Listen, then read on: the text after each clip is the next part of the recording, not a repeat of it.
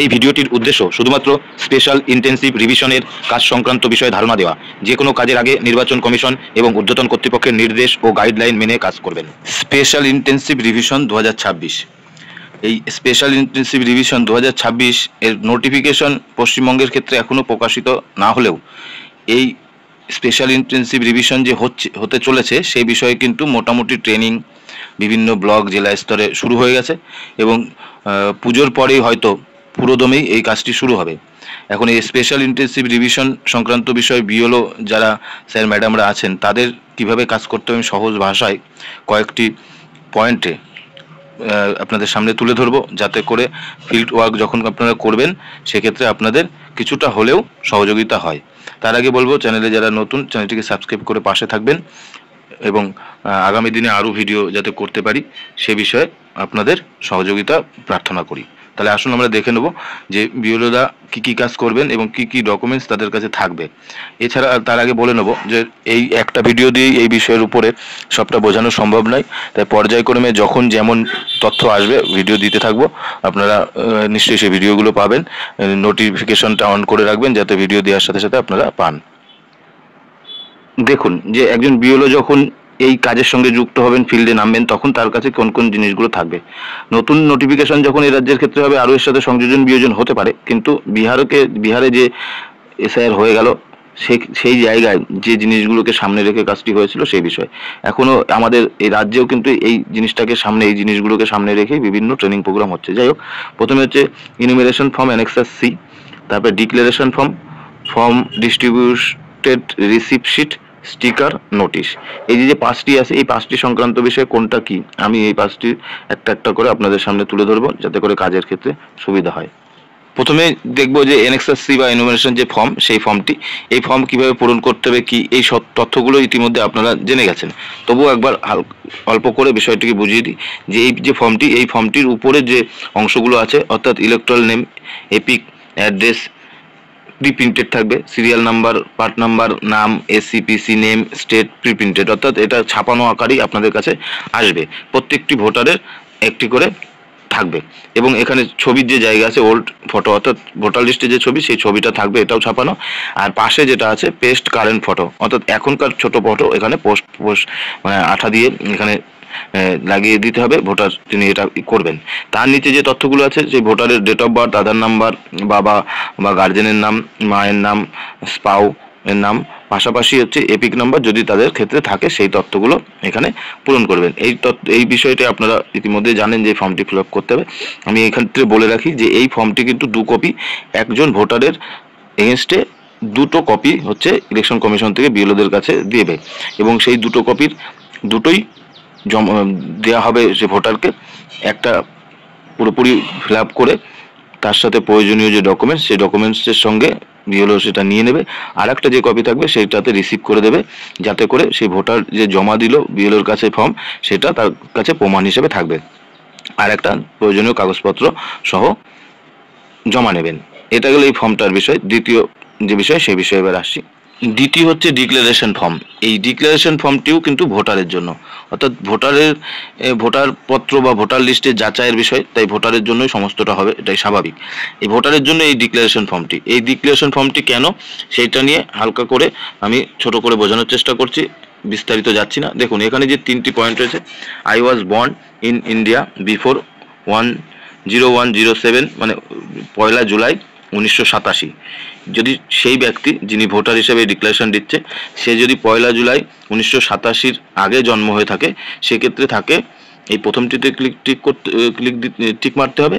পাশাপাশি তাকে নিজস্ব যে ডকুমেন্টস সেই ডকুমেন্টসগুলো তিনি দেবেন। কি কি ডকুমেন্টস আছে এর মধ্যে সে বিষয়টি আমাকে পরে আসছি। তারপরে যদি যে ভোটার যদি 1/7/1987 থেকে 2/12/2004 মধ্যে জন্ম হয়, সেক্ষেত্রে তিনি তার যে অ্যানেক্সাস সি যে ফর্মটি ফিল আপ করছেন তার সঙ্গে দেবেন হচ্ছে নিজের ডকুমেন্ট এবং বাবা অথবা মায়ের। 2 নম্বরটা কিন্তু বাবা অথবা মায়ের যে কোনো একজনের দিলেই হবে। 3 নম্বর হচ্ছে 2/12/2004 পরে যাদের জন্ম তারা নিজের ডকুমেন্টস, পাশাপাশি বাবা এবং মা দুজনেরই ডকুমেন্টস দেবেন। ওয়েস্ট বেঙ্গলের ক্ষেত্রে আবারও বলি, এই যে সাল তারিখ এক্ষেত্রে পরিবর্তন আসতেই পারে, সেটা পরের বিষয়। আসলে শুধু এই জায়গাগুলোকে পরিবর্তন হবে, সেটা ভিডিওর মাধ্যমে জানিয়ে দেওয়া হবে। তাহলে যার ক্ষেত্রে যেটা হবে সে সেই অংশটাতে টিক মারবে, টিক মেরে নিচে অবশ্যই সইয়ের জায়গা আছে, সে সই ডেট প্লেস দেবে। এটাও কিন্তু ওই যে অ্যানেক্সার সি ফর্ম, সেই ফর্মের সঙ্গে এটাও যুক্ত থাকবে। এই জায়গাগুলো কিন্তু ভুলে গেলে চলবে না, যে কোন কোন কাগজ দিচ্ছেন এবং কোন কোন কাজে জমা নিচ্ছেন। সংক্ষিপ্ত আকারে এগুলো হচ্ছে, বিস্তারিত বিষয় পরবর্তীতে ভিডিও নিশ্চয়ই আসবো। আর আমার মনে হয় যে যেভাবে বলে দিচ্ছি আপনাদের বুঝতে কোনো অসুবিধা হবে না। এবার আসবো এর পরবর্তীটাই। এবারে যে ফর্মটি দেখে নেবো সেটা হলো, আপনি যে ফর্মটি ভোটারদের দিচ্ছেন, সেই ভোটারদের দেওয়ার পরে এই ফর্মটিতে আপনি সই করিয়ে নেবেন। যেমন যেদিন দিচ্ছেন সেদিন সই করাবেন, যেদিন ফেরত নিচ্ছেন সেদিন সই করাবেন। বাকি আরও যে তথ্য আছে দেখুন, আমাদের ওয়েস্ট বেঙ্গলের ক্ষেত্রে যখন নোটিশ হবে, এই ধরনের ফর্ম আসবে, তখন এই বিষয়ে ফর্মের উপরে আলোচনা হবে, কারণ এই ফর্মগুলো পরিবর্তন হতে পারে। স্বাভাবিক কারণে এখনই নির্দিষ্ট করে বলে দেওয়া সম্ভব না, কিন্তু আপনারা দেখলেও বুঝবেন। আর ফর্ম যখন আমাদের রাজ্যের ক্ষেত্রে বেরোবে, সমস্ত ফর্ম নিয়ে আলোচনা করব। তো এখন যে ধারণাটা দেওয়ার, অর্থাৎ এই যে ফরম্যাটটি, এই ফরম্যাটটি আপনি যখন অ্যানেক্সার সি ফর্মটা দিচ্ছেন ভোটারকে, দেওয়ার পরে কিন্তু এখানে সই করিয়ে নেবেন।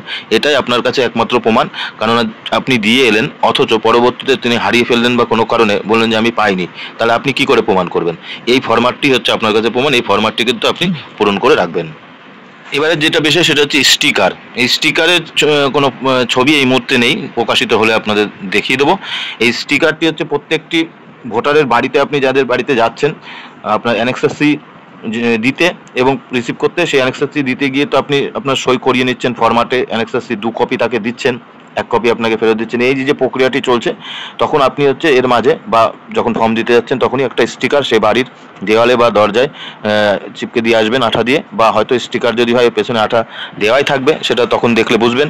স্টিকারটি লাগিয়ে দিয়ে ছবিটাও যদি তুলে নেন, কিছু ছবিও আপনারা তুলে রাখতে পারেন আপনাদের নিজেদের প্রয়োজনে। স্টিকারটি মূল বিষয় হচ্ছে, যে বাড়িতে যাবেন সে বাড়িতে স্টিকারটি লাগাবেন, যে ওই বাড়িতে আপনার যে এই যে অ্যানেক্সার সি দেওয়া বা স্পেশাল ইন্টেন্সিভ রিভিশনের যে কাজ, সেই কাজটি ওই বাড়িতে আপনি করেছেন বা করা হয়ে গেছে, তার প্রমাণ হিসেবে স্টিকারটি লাগবেন। বা উচ্চতর আধিকারিকরা যদি ভেরিফিকেশনে আসে, সেই সময় তারা এই স্টিকারগুলো হয়তো দেখতে পেতে পারে। স্বাভাবিক কারণে স্টিকার লাগিয়ে রাখাই ভালো, স্টিকার লাগিয়ে রাখতে হবে। তারপরে আসছি নোটিশ। এই নোটিশটা কিসের? এই নোটিশটা হলো, আপনি ভোটারের বাড়িতে গেলেন, দেখলেন সে বাড়িতে তালা দেওয়া নেই, এবং একবার না আপনাকে 3 বার যেতে হবে। আবারও বলছি, আমাদের রাজ্যের ক্ষেত্রে নির্দেশিকা যেমন আসবে তেমনভাবে আপনারা যাবেন। আপনাদের ঊর্ধ্বতন কর্তৃপক্ষের যে নির্দেশ আছে, 2 বার 3 বার 4 বার যেভাবে বলবেন সেইভাবে করবেন। এখনো পর্যন্ত যেটা বিহারের ক্ষেত্রে হয়েছে, 3 বার যেতে হবে। যাওয়ার পরে যে তবুও যদি তাকে না পান তার বসবাসের যে বাড়িতে, তখন আপনি এই নোটিশটি তার দেওয়ালে, দরজায় যেখানে জায়গা পাবেন সেখানে আঠা দিয়ে লাগিয়ে, সমস্ত এই ফর্মটা ফিল আপ করে নিয়েই অবশ্য, দিয়ে আপনি সিগনেচার করে টাঙিয়ে ছবি তুলে রাখবেন। প্রয়োজনে বিএলএ যিনি থাকবেন তাকে নিয়ে এই কাজটি করবেন, আশেপাশে প্রতিবেশীদের নিয়ে এই কাজটি করবেন, যাতে করে সবাই জানতে পারে। কারণ আপনি স্টিকারটি লাগিয়ে রাখলেন, তারপরে কেউ ছিঁড়ে ফেললো, তাই না? স্বাভাবিক কারণে আপনি স্টিকারটি লাগালেন, লাগানোর পরে সাক্ষী রাখলেন বিএলএ বা অন্যান্যদের, তারপর ছবিটা তুললেন দূর থেকে, যে এই বাড়িতেই লাগানো রয়েছে, যতটা সম্ভব আপনার কাছে এটা রাখলেন। এই সংখ্যাটা খুব বেশি হবে না, অল্প হবে। স্বাভাবিক কারণে ছবি তুলে রাখাটাও সমস্যার বিষয় না। দেখুন, ডকুমেন্টেশন যেগুলো লাগবে সেই তথ্য এখানে দেওয়া আছে। আবার বলি যে এটা বিহারের ক্ষেত্রে ছিল, পশ্চিমবঙ্গের ক্ষেত্রে এই ডকুমেন্টেশনের পরিবর্তন হতে পারে। ভিডিওটি পজ করে নিয়ে আপনারা দেখে নিতে পারেন কি কি ডকুমেন্টস এখানে লাগছে। 1 2 3 করে 11টি পয়েন্ট। পশ্চিমবঙ্গের ক্ষেত্রে সেটা সংখ্যাটা বাড়তেও পারে, কমতেও পারে, সেটা নির্বাচন কমিশনের নির্দেশ বা নোটিফিকেশন হলে আমরা জানতে পারবো, আপডেট দেওয়ারও চেষ্টা করব।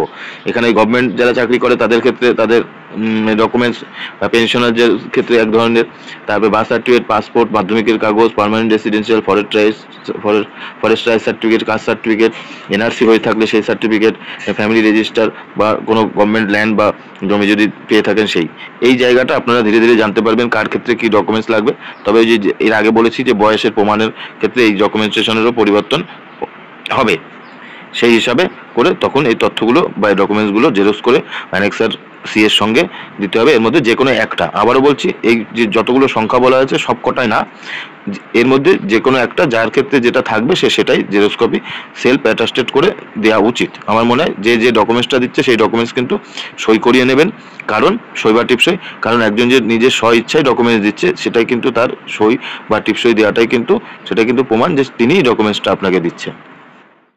একেবারে ভিডিওর শেষে গিয়ে বলবো যে প্রতিদিনের যে কাজ বিএলওরা তুলে আনবেন ফিল্ড থেকে ভোটারদের কাছ থেকে, সেই কাজটি কিন্তু অ্যাপসের মাধ্যমে আপলোড করার ব্যাপার থাকবে। হয়তো সেই বিষয়ে যদি কোনো তথ্য বা নোটিফিকেশন হয় তখন ভিডিও করে আপনাদের জানাবো যে কীভাবে এই কাজটি করবেন, তখন নিশ্চয়ই জানিয়ে দেওয়া হবে। তবে এখনও যেহেতু নোটিশ হয়নি, দুশ্চিন্তার কোনো কারণ নেই। আপাতত এই পর্যন্ত। ভালো থাকবেন, সুস্থ থাকবেন, নমস্কার।